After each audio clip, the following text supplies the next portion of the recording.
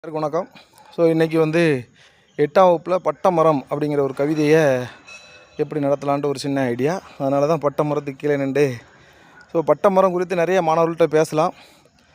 கவிஞர் தமிழ் ஒலி நூற்றாண்டு விழா தாண்டி அவருடைய கவிதை பற்றி கொஞ்சம் சிலாகிச்சு அவங்கள்ட்ட பேசலாம்.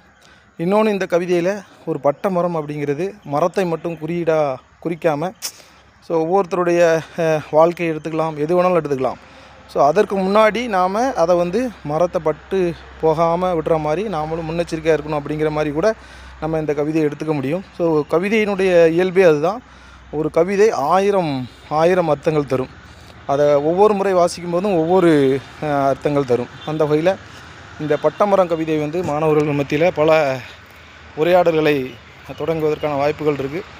அவங்கள்ட்ட ஏன் மரங்கள் பட்டு போகின்றன, அதை தடுக்கிறதுக்கு நம்ம என்ன செய்யலாம், உன்னுடைய வாழ்க்கையில் நீ ஏதாவது ஒரு மரத்தை வச்சு வளர்த்துருக்கியா அப்படிங்கிற மாதிரியான வினாக்களோடு இந்த கவிதையை ஆரம்பித்து, கவிதையினுடைய சொற்கள்லாம் படு பயங்கரமான சொற்களாக இருக்கும்.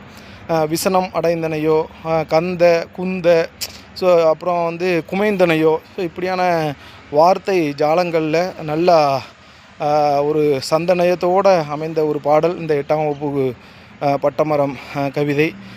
மொட்டை கிளையோடு நின்று தினம் பெரும் மூச்சு விடும் மரமே அப்படின்னு சொல்லும்போதே மாணவர்கள் அப்படியே நுனி பெஞ்சிக்கு வந்துடுவாங்க.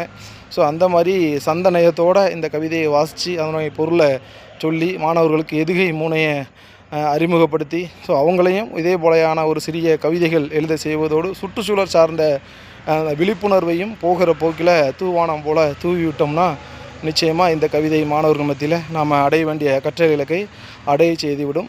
நன்றி. தொடர்ந்து 9ஆம் வகுப்பை அடுத்த இதில் பார்ப்போம். மகிழ்ச்சி.